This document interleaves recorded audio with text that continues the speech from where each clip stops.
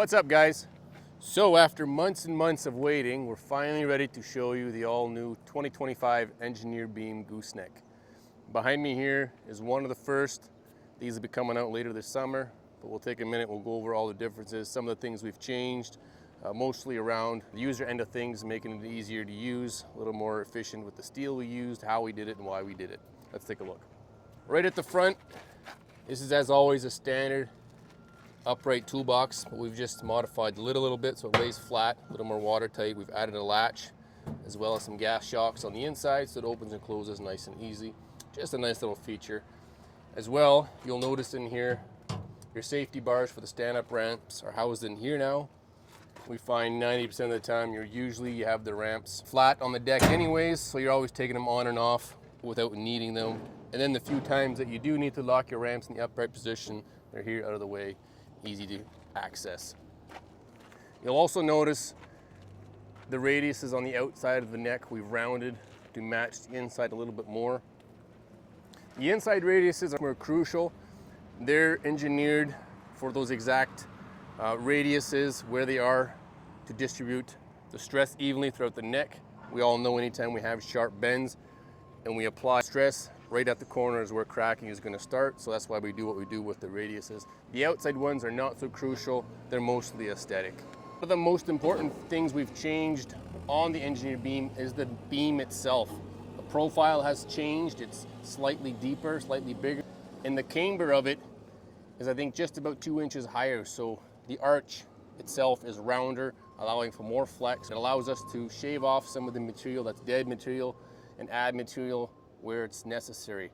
So with the arch, it's just like the technology you see on semi-trailers that we've seen in our trailers for years now.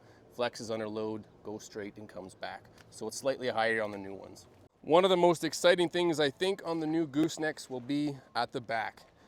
The BT7, the Conqur ramps, we've redesigned, re-engineered completely to improve a couple things: aesthetics, use, ease of use, and loading.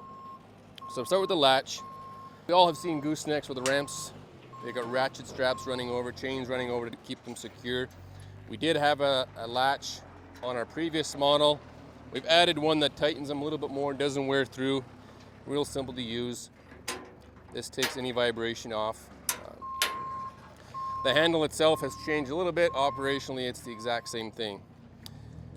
We've also reconfigured the spring system. We have a dual hinge, dual spring system inside. One set inside the bumper, one set inside the ram. One set is never see it unless you ever get underneath and do some work. But it's lightened up the weight of the rams drastically. So you can see one-handed quite easily. I can lift it off the trailer. They're very well balanced. So this is about the position you would have it in if you had equipment running right to the tail end of your gooseneck. You'd go grab your bars up front, you'd lock it in place slightly further back.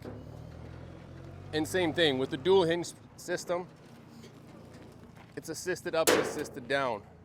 So up again is much lighter on the new ones now than it was on the old ones. We shaved some of the material out of the ramp itself, plus the reconfiguring of the springs allowed us to reduce the weight. So again, well balanced. You don't have to fight it to stand up, it'll stay in place. An important feature on the ramps that's quite obvious is this heel that we've added. While it may look cool, it serves a very important purpose. What we found with some trailers, especially the shorter ones that were a little bit lighter, the ramps would sometimes kick up or have the potential to kick up coming up right in front of the back axle. So with this heel, what it will do, it'll put the heel beyond or in front of the hinge point itself. When the weight comes down, the heel will take the brunt of that weight, not allowing the ramp to come up at all. You'll also notice, more obviously as well, the bumper, we've encased it. This is purely aesthetic. We've encased it completely, closing off and hiding the hinges, the springs, everything that was exposed before, just to clean things up. Looks clean, looks fresh. The cool thing we did up on the neck, we used to have our winch plate and this front cross member as two separate pieces. We've now joined them, made it a bit heavier. It's essentially now a winch plate, cable tray, whatever you want to throw on your tray. Winch is added, will still be mounted the same way. There is a lid that will come out you can add.